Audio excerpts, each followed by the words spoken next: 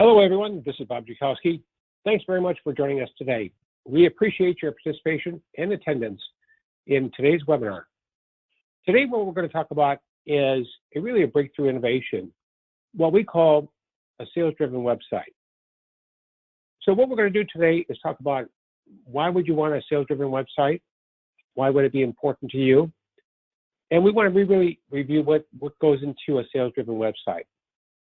And keep in mind the title, as provocative as it is really there to have you think about how does your website help you drive engagement? How does it help you drive sales? And how does it help you drive revenue? What we're going to do is also go through a real-time example of one of our clients as we've worked to transform them from a traditional website to a sales-driven website. And what does that look like?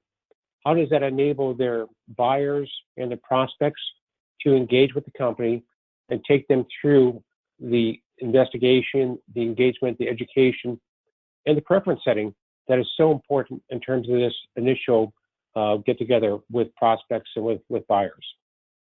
We're also going to discuss in today's webinar 5 best practices to help you transform your current website into a sales-driven website.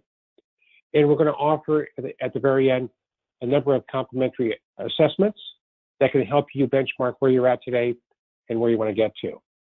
So again, thank you everybody for joining us.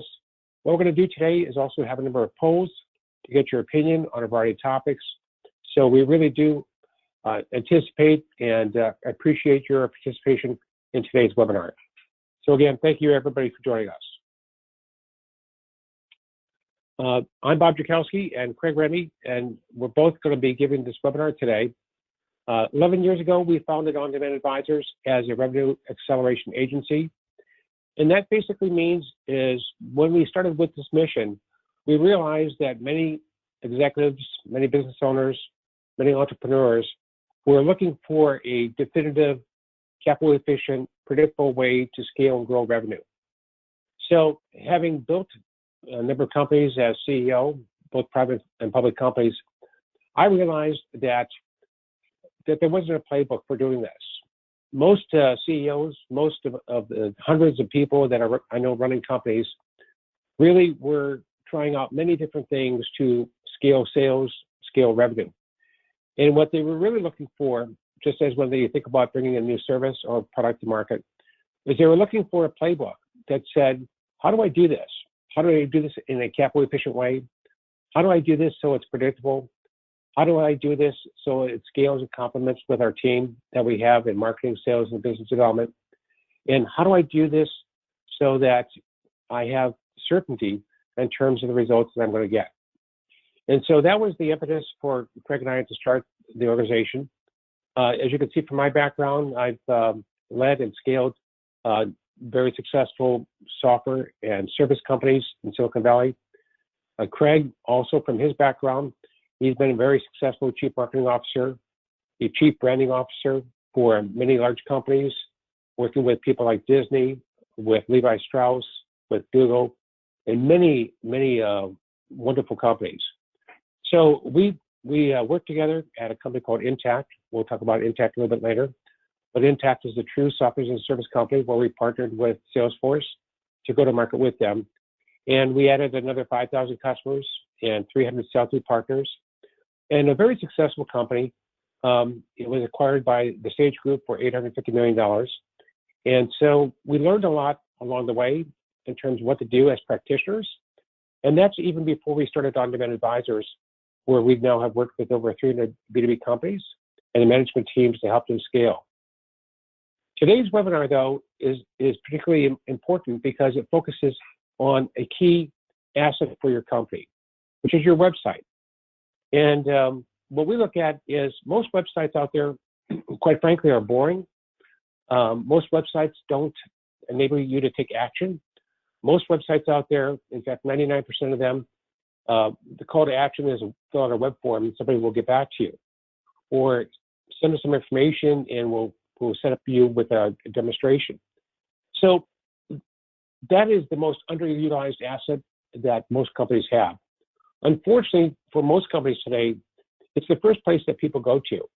When they hear about you, they hear about your company, they hear about maybe some of the wonderful things you're doing in the industry, the first place that they're going to go to is your website.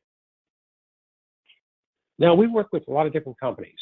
Some of them are public companies, some are mid-stage companies, and some are startup companies. Regardless of this, the topics that we're going to cover today apply exactly to your company, regardless of what stage you're at. So why don't we start off with a survey and get your opinion. We always love to get your opinion because in the end, you're the prospective buyer, you're the audience. And so what we'd like to start off with is, how do you characterize your website today? Would you say that A, it needs an overhaul, B, it does an adequate job but needs to be improved, it offers good information about your services and company, it guides your visitors through your offerings and services, or it really enables the buyer's journey appropriate for each visitor? So go ahead, if you would, and give us your opinion. We really appreciate that. And what we always do with our webinars is we share the results of each poll that we do so that everybody has visibility to the responses that we're getting. So that's fantastic. So we'll give it a couple more seconds, and then let me go ahead and share this. Okay, let me go ahead and close this poll, and let me share the results with you. So for those of you that have participated in our poll today, 14% state that you need an overhaul with your current website. Another 40% or 43% state that it does an adequate job but needs to be improved. And finally, another 43% states that it guides visitors through your offerings and services. Excellent. So thank you very much for that. And we'll have a couple more polls. Keep in mind as we go throughout today's webinar that as you have questions, go ahead and post those questions. And what we'll do is make sure that we address them either throughout the webinar today, or if we don't have a chance to get to all of our questions today, I'll make sure that I get back to you one-on-one to address each question. So every question is important.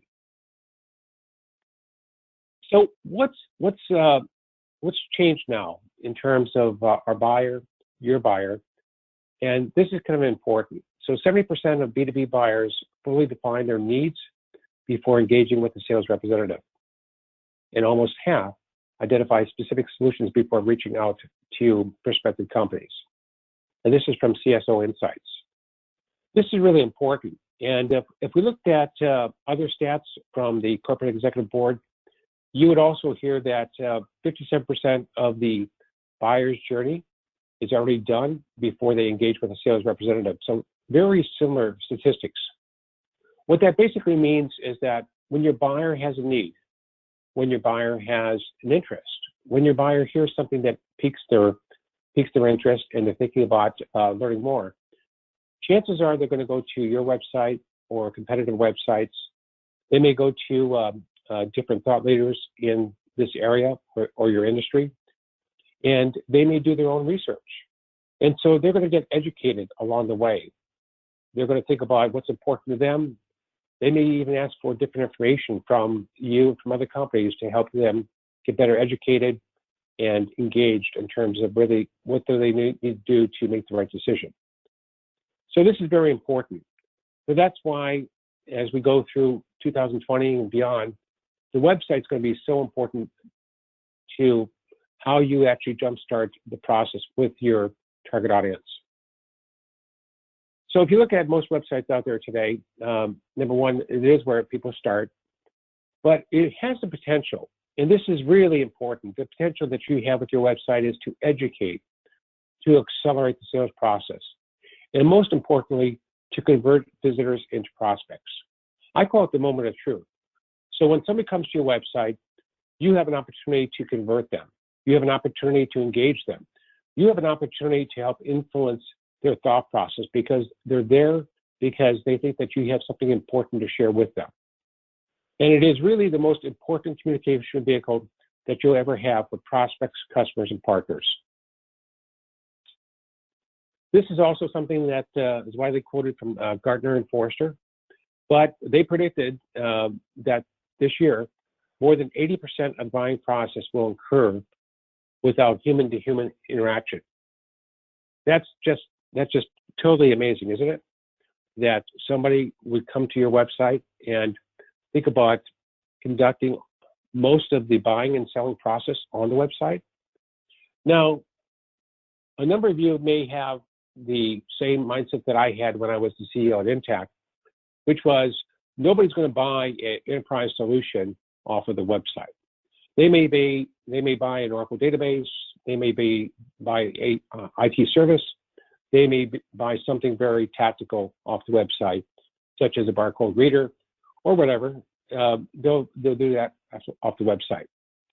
So when I was the CEO at Intacct, one of the things that I challenged our management team to do is I said, I know that CFOs aren't going to buy a heart transplant, a new accounting and financial management system off the website. But I said, let's suspend our judgment for a second. And let's just say, if we could on our website, could we provide the same buying and selling process on the website and take them through the entire process? So I challenged the team to do that. And we built a website that really was about guiding the buyer through the buying process. So if you came to the website and you were the CFO, we would talk about what's important to CFOs. If you came to the website and you were in charge of accounting, then we would talk about what's important to the controller. If we came to the website and let's say you were a user, we would take you through a user profile, a user experience. What was interesting about this is even though we had the assumption that people would not buy off the website, 20% of our sales did come through the self-service website. And so it really changed my mindset about thinking about the utility and the power of a sales-driven website and how much we could actually guide and influence the initial thoughts of our audience about our services, our solutions, and how to engage with them in the proper way. So the question is, why do you need a sales-driven website, and what does it do for you? Well, first of all, it's about putting your buyer in control. And we're going to go through some examples here today. But it's really about that self-discovery process. It's like you and I, if we decide we're interested in something, we want to go through an intelligent and informed process to really understand our options, look at what's available. And it's also about self-selection. We're going to talk about that. So as I talked about earlier at Intacct, we found that people would self-select by role. So I'm a CFO, or I'm a controller, or I'm a user of a solution. Other companies that we've worked with, what we found, for instance, one of our customers is a company called ICUC, and they're a leader in social media management services. What we found there is that most of those companies wanted to select by industry because they were looking at innovative social media management services that would be focused on their industry. We're going to find also that sometimes people have a very specific need for a solution. So they may start with a solution that you offer or a portfolio of solutions that you offer. So the self-selection process that we find is very important. Organizing meaningful content by persona. So what we find is that most websites today, when we engage with our clients, have excellent content. There's excellent content out there. The challenge a lot of times is it's not organized so it's meaningful for somebody on their journey, one of your prospective buyers. And so we look at this as organizing the content in a meaningful way, giving the audience the content that they want, and really helping them convert from being just visitors to the website to being prospects. For your sales team, the sales-driven website is going to help accelerate the sales process, because that means that the front end of the sales process is going to be done on the website. It's also going to help reduce the cost and the cycle time that you have working with prospects. So those are some things that we find are important criteria as far as a sales-driven website. Okay, so Craig Ramey is going to spend some time sharing with you one of our clients' technical toolboxes, and the website that he's built along with our team, and share with you some of the important attributes about a sales-driven website. So, Craig? Perfect. Thank you, Bob, for the introduction, and thank you, everybody, for attending.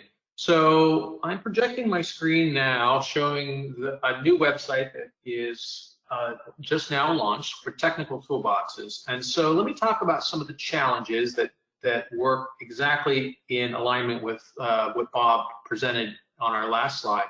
So technical toolboxes sells into the oil and gas industry. They sell software solutions. And they have a very unique challenge. It's probably not unlike many of the challenges that you face today, in that they have a myriad of products that they sell, as well as selling to a myriad of roles.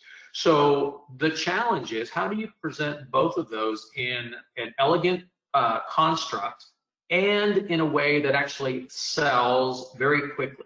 So let's steer back to what Bob was saying and why we're doing this in the first place. Our goal is to reduce the sales cycle. If our goal is to help our website be an automated sales rep, so to speak, and we start the thinking from that standpoint, how do we help elevate and accelerate that conversation and understanding of what you're offering in the marketplace? I mean, that's what we're in the business for. We're in the business to sell our solutions or services, and that's what this type of website does. So if we start from the standpoint, as Bob was discussing, on if our goal is to sell, if our goal is to make revenue, if our goal is to help accelerate that process, how do we have the website facilitate that?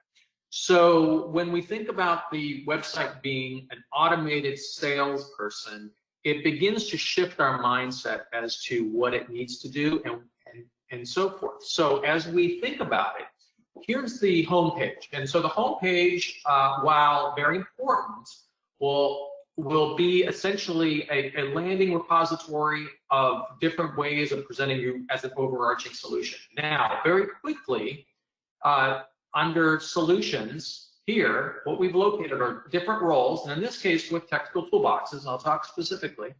With this case, they've got 6 different types of engineers they sell to.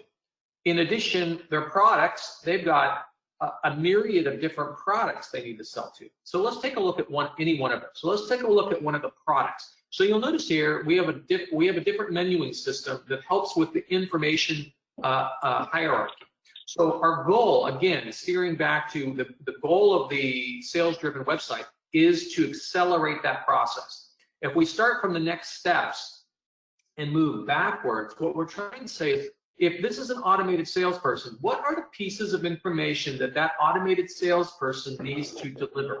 So in this case, we want it in this sequence: challenges, solution, FAQs, client references, and then next steps. So any of these then will take us down the page, and the goal is to basically have an automated dialogue with that individual who's on your website, so that when they go to challenges, you're answering their questions. And as they're forming their next question, you've essentially answered it by presenting the next section, which is solutions, and then consequently the next section, which is FAQs. So effectively accelerating their knowledge. So when they do contact you, they know what they want, they know what you offer, and they know how to engage with you.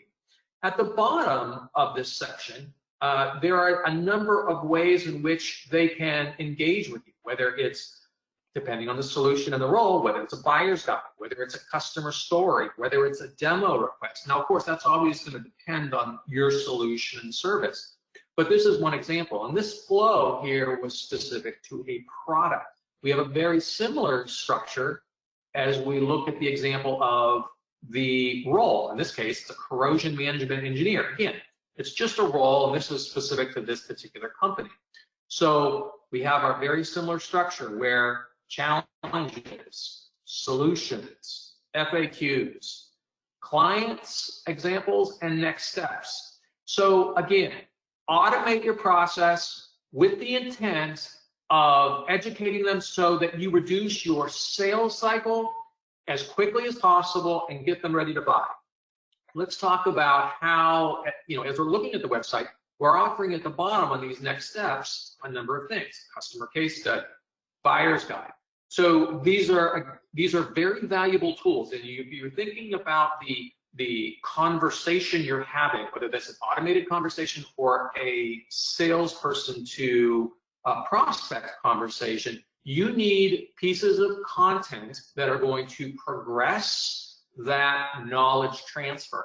And let me show you some additional pieces that help with that. And I'm going to show you a buyer's guide, which we are big proponents of. So here, let me project that.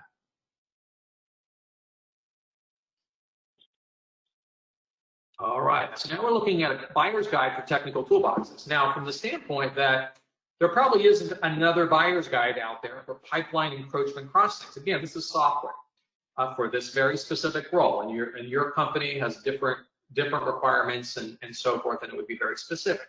But the goal of a buyer's guide is to help set preferences, to frame up your solution in an agnostic way, yet setting preferences as to why they would want to pick you and your solution when the final decision is made. All right? And so that's a critical piece you have in that conversation. Let's look at another piece here, which goes into essentially used in marketing and used in sales. So let's take a look at what we use. We're big proponents of using infographics that tell very complex stories. And in this case, Technical Toolboxes is a very complex solution that works across 6 different engineering roles. So how do you, from the standpoint of communication, work at the front end of just educating an individual, as well as at the top of the funnel to the middle of the funnel of qualifying a prospect, and then ultimately in the sales cycle at the bottom of the funnel of pushing that prospect into a sale? So again, there are a multitude of vehicles that help you progress that conversation, educate, and set the preferences. I'm going to show you one more example that we use, and this is, again, we're using the Technical Toolboxes example, and here's a case study.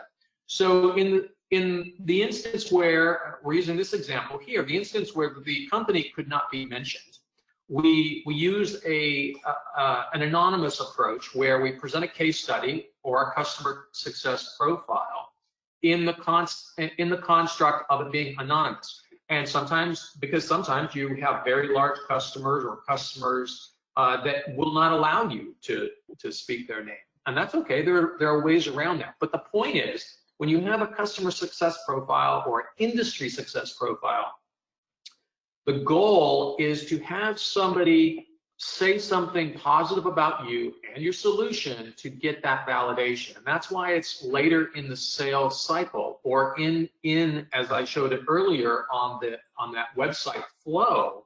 It's later in the flow where they're educating themselves. They understand what you do. They understand how you're going to help them. Now they want validation. And that's why you use customer successes. That's why you use industry successes to get that validation point. So one of the things we'll do when we do a pre-assessment for you of your existing website, one of the things we'll do is we'll look at your content and we'll say, well, how it's working within that construct, how that's working for building out and communicating that really important buyer flow that we talked about, and is it doing the job of creating an automated salesperson? So when you contact us and we set up a time to step through your website, and I really recommend you do that. It is an obligation. Bob will talk about that later. We'll give you candid insight as to what you should do and how you should do it. And from Bob's experience and my experience, it is a tremendous wealth of information that we're going to impart upon you. So Bob, with that, I will turn it back to you to continue on the presentation. Thanks, Greg. Appreciate you showing Technical Toolboxes and showing their solutions. So that's absolutely fantastic. I mean, it's one thing to as you know, when you attend the webinar, it's one thing to hear some good thought leadership some innovations. It's another thing to see some examples that really manifest those ideas and show how, in the case of technical toolboxes, how they're able to really accelerate the sales process. So thank you very much for that. It's fantastic. Okay. What I'd like to do right now is talk a little bit about what we call 5 best practices. So these are the 5 best practices when you think about this transformation that happens from moving from what I call a sales-driven to a buyer-driven website. So when you think about this, it's not just having selling content. It's about connecting with your buyer, and it's about accelerating the sales process.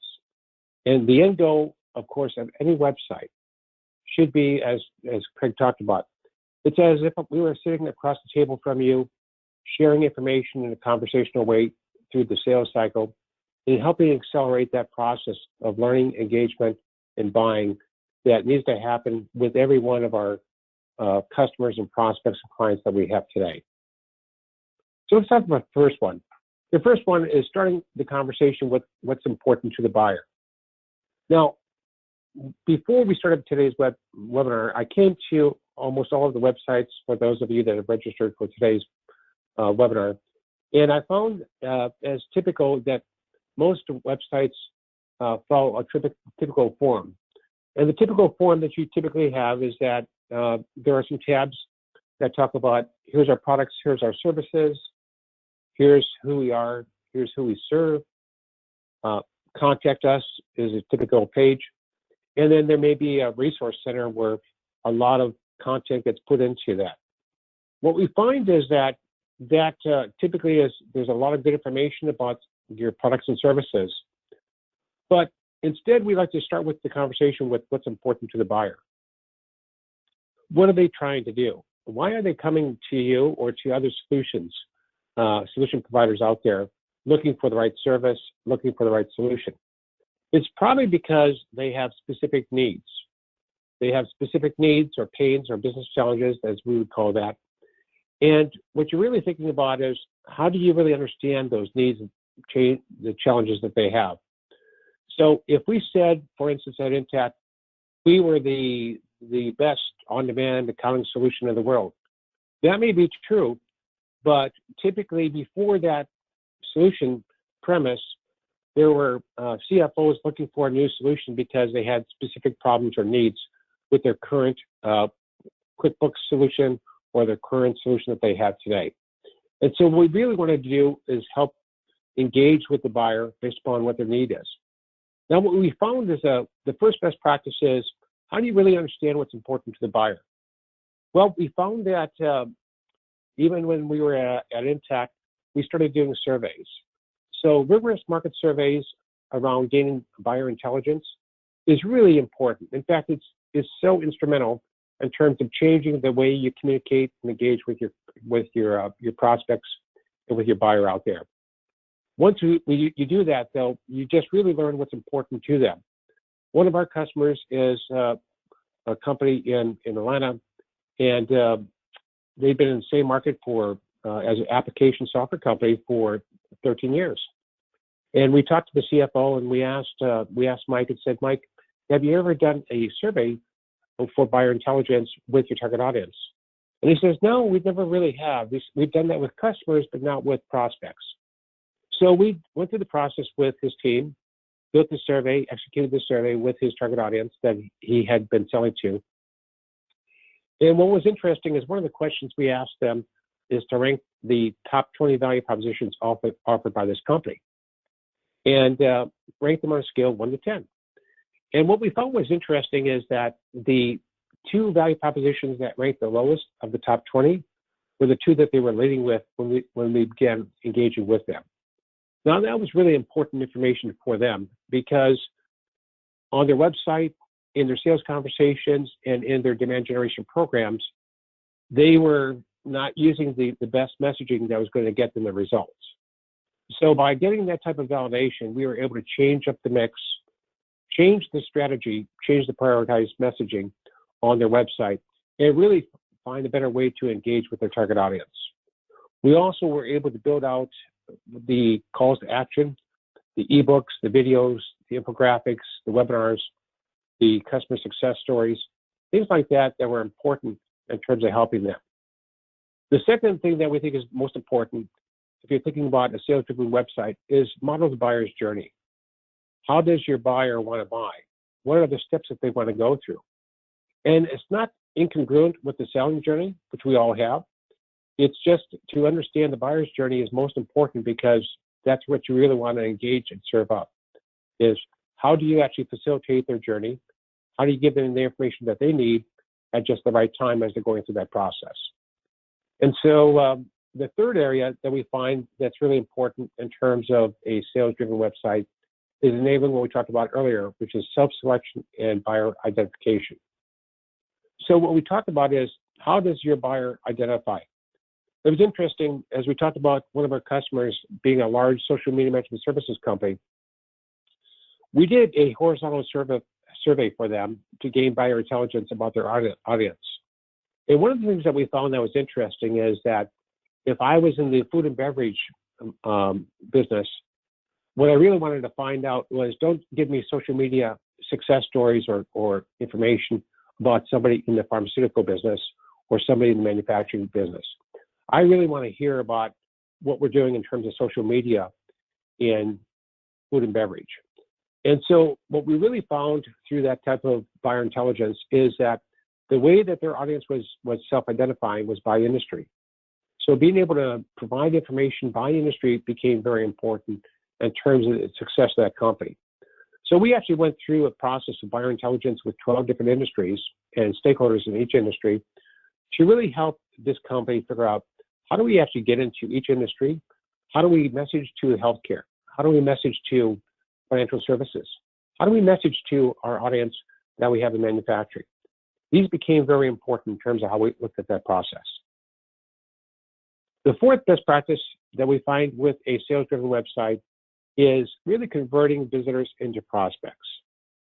And what we found as we engage with companies is we start looking at what we call sales assets, which is, what are the things that your team needs to be able to engage with your audience and to give them the information and the offerings that they're going to need to close business. And so rather than just look at this as, let's build out some marketing assets to engage that target audience, let's also have it serve a dual purpose. Let's provide the right assets that are going to help the salespeople engage with your target audience in a meaningful way. So here's some examples, and Craig gave you a great example earlier where he was looking at a process infographic. So many of you today, for instance, if you're providing some of you are coming from warehouse management system providers or solution providers, if you provide a WMS, the question I would ask is, can you pictorially show how your WMS solution is going to help streamline my process, increase accuracy and efficiency, maybe help me do a better job in terms of providing the delivery points that we need for our POS. So there are a lot of things out there that we could show pictorially to really gain the view of what you're optimizing. Craig also showed a buyer's guide. And the reason why a buyer's guide is so important is not only for preference setting for you, but also a lot of times our buyer doesn't know how to buy your service or your solution. So they're really looking for an instruction set, much like when I went out and last weekend and picked up my iPhone 11. I was really looking at what are the best practices for me to get up to speed. Since I've been an iPhone user for many years, I really wanted to find out what was unique about the 11 and what do I need to do differently to maximize my use of that solution. Another area that's really important is recorded demonstrations and presentations. So if you are a solution provider, and let's say you have you offer optimized WMS solutions, then what you're really looking at is, how do you provide a recorded demonstration? Like, for instance, what Craig was talking about with technical toolboxes, we're working with them right now to create what we call level 1 recorded demonstrations. That way their audience could say, wow, I really get a sense and a feel for what your solution looks like, what it does, and some of the benefits associated with that. That way I can progress on to the level 2 or level 3 demonstration that it maybe is more bespoke or customized for my needs. Another thing that's important is our online cost justification guide. So most large companies today are looking for ways to cost justify a service or a solution. So providing a guide on how to do that, providing a guide in terms or examples on how they should think about doing that can be very useful. Craig also showed an example of a success story, in this case, an industry success story that we built for technical toolboxes. And so it could be industry or it could be customer specific. But one of the most important things about accelerating the sales process is taking away the objections that typically come at the end of the sales process. And that is, prove to me that if I invest, all my time and my team's energy and money into your solution, then I'm going to be successful. So having these type of proof points are really important. Finally, FAQs. If you're going through any type of engagement process with prospects or with your buyer, there's typically often frequently asked questions. And so those top 20 questions, you may be able to automate that in your sales-driven website. And then what's the next step in the discovery process? So as we looked at, and Craig talked about this, the first funnel is about getting discovered. The second funnel for your buyers and prospects that you're looking at is about getting selected. And the third funnel is about getting purchased. So having the right content, having the right information for each stage that your buyer is going through on a sales-driven website becomes very important. The fifth area is scoring and prioritizing every visitor that comes to your website. So just as with technical toolboxes, as we're launching their sales-driven website, we're going to get thousands of visitors coming to their website. And what we want to do is we want to be sure that we're taking every one of those visitors through that self-guided process that's going to accelerate their learning, engagement, and sales cycle.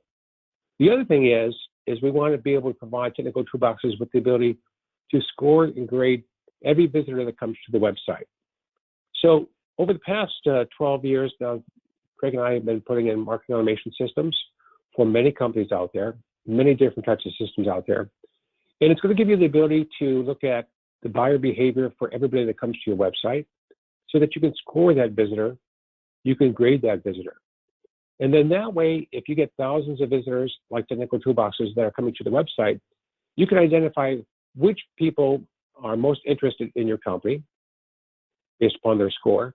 And you can also grade them and say which ones are most interesting to your company as you're looking at their attributes. So these are the 5 best practices we want to talk about as we go through today's webinar, as far as things that you could put into effect today and have a dramatic impact on your success in 2020. What we want to do now is let's have another poll and get your feedback from today. We really appreciate that. So let's go ahead and launch this poll.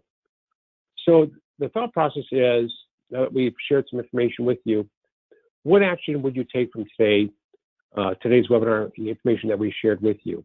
And so we're always interested in getting your feedback.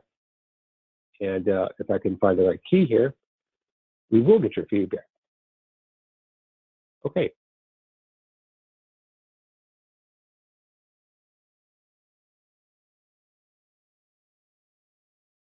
So looking at your website today, how would you say it does, this process? And I've got the wrong poll up here, but we'll take this one too. So would you say, based upon this information that we just discussed, it does drive or does not drive sales and revenue, or it enables the education process? It creates preferences for your solutions.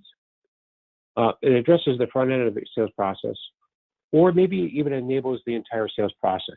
So go ahead and think about, now that we shared this information about what is a sales-driven website, how would you characterize your current website that you have today?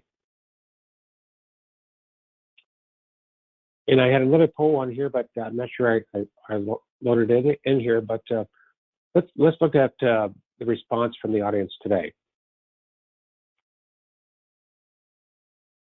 And I'll give a couple more seconds here for get everybody's response. and then let's go ahead and share the information. Okay. So 71% of you mentioned that your current website enables the education process for your solutions, which is fantastic. Another 29% states that it creates a preference for your solutions. So that's good. So you're on the right journey here, the right journey of getting to a sales-driven website. And what we'd like to do is we'd like to continue to facilitate that journey as you go forward.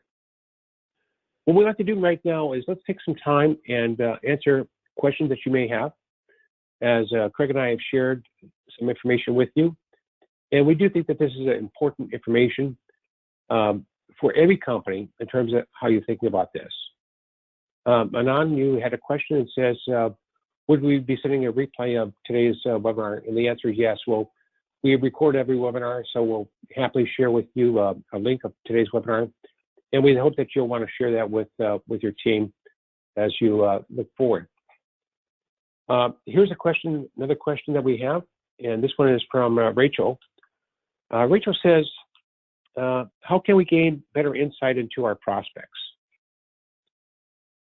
That's a good question, Rachel. And one of the best practices we talked about earlier in the webinar, and you may have joined us or maybe got it in late, but we talked about buyer intelligence.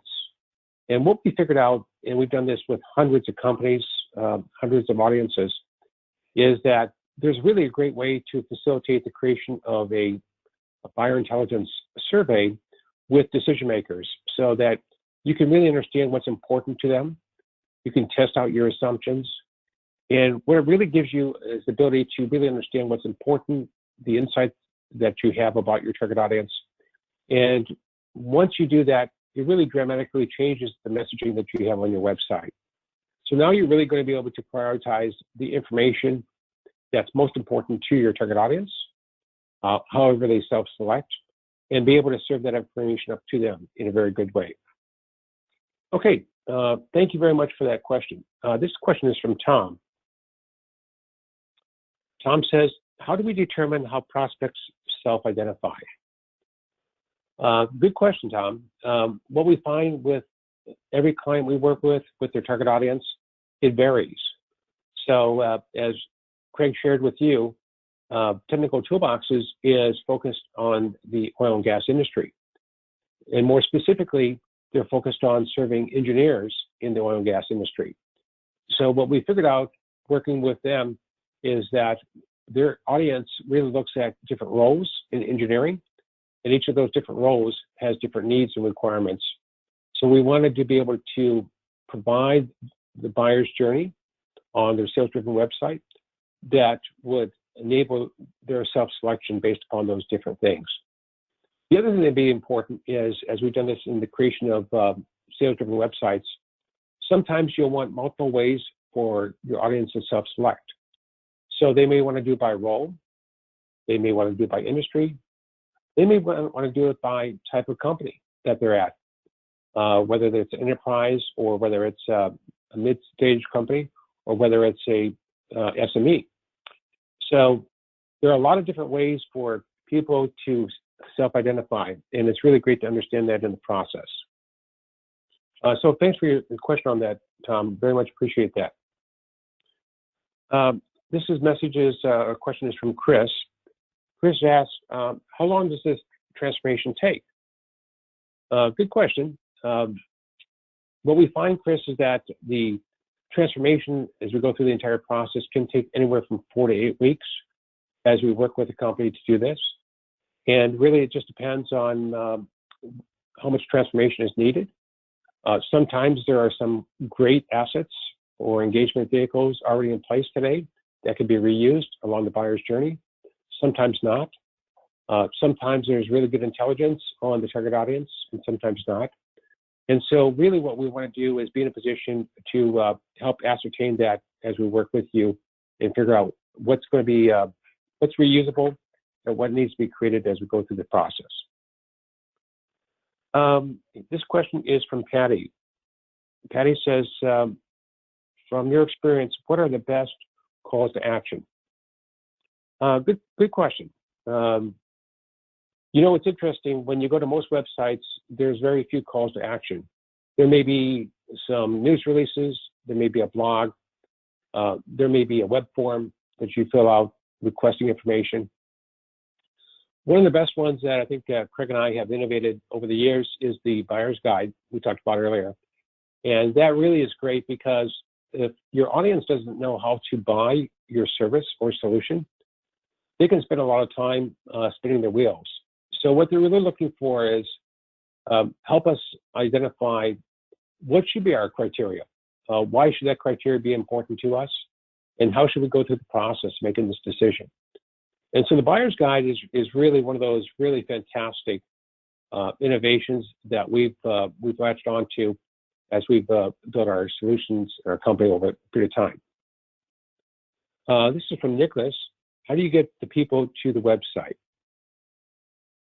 That's great.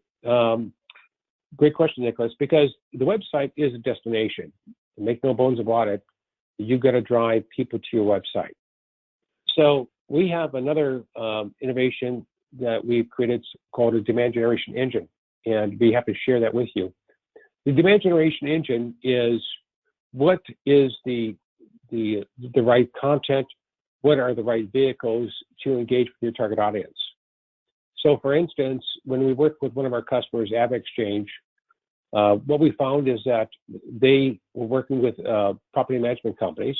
That was a key vertical for them. And when we began working with them, we asked them if they were engaged with this target audience and how many companies were in that audience. And they said, well, we think it's about 10,000. So what we did is we helped build the demand generation engine for them. We figured out what was important to that target audience.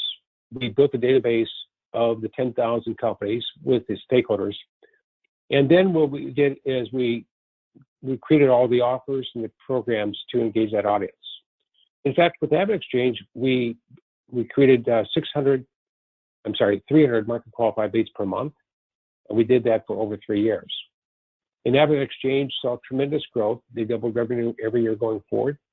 And that was the vehicle. So part of it is building that engine for demand. And then once people know about you, they're going to go to the website, and that's the next step.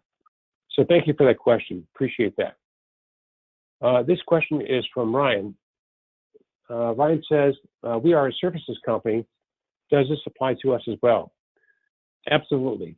What we talked about earlier is whether you're a services company, whether you're a solutions company, whether you're a product company, what you really want to do is you want to be in a position where you can facilitate the buyer's journey through a sales-driven website. Now, the thing that we find most interesting about services companies, and this is one area that we can help a lot of these companies today, is they may or may not have done a great job packaging their services. So for instance, there are thousands of companies that talk about cloud services today. The problem when you talk about cloud today is it's everything and it's nothing. So if you're going to help move companies to the cloud as an IT services provider, for instance, you can identify what are the specific services that you offer and what makes those services important, compelling, and provocative for your target audience. So with a services company, we may spend more time with that company helping to productize their services so that it can be offered in a repeatable fashion to that target audience. So thank you for your questions on that. Let's see if there's any other questions. Great questions that we had there from Nicholas, and appreciate that. Okay, so let's recap. 70% of all your buyers out there will have a preference set before talking to you or somebody at your company. With a sales-driven website, you now have the ability to affect the length of the sales cycle and the cost of the sales cycle in a positive way. And we covered 5 discrete best practices that you should leverage as you're thinking about moving to a sales-driven website. And finally, your website really needs to do more than it ever does in the past. Let it do more today than it ever has in terms of helping you engage with your target audience in a meaningful way.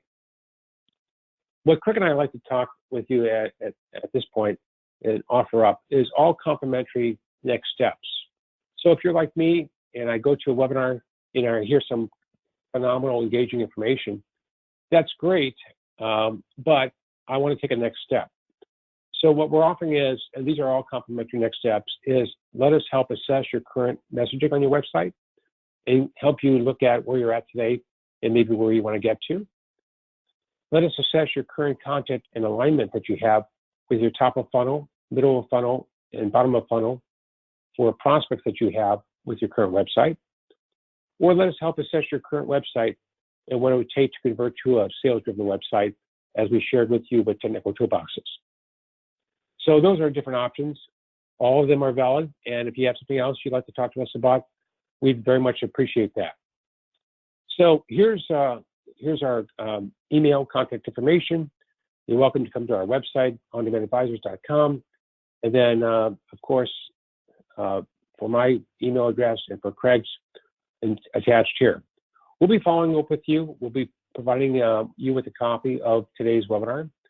We'll also provide some next steps and find something that's really important in terms of helping you transform your existing website to a sales-driven website so that you can accelerate the sales process, reduce your cost of sales, and really do a phenomenal job engaging with your target audience each and every day. With that, on behalf of On Demand Advisors, our team, and Craig and myself, I'd like to thank you for joining us in today's webinar, and we look forward to talking to you very soon. Have a fantastic day.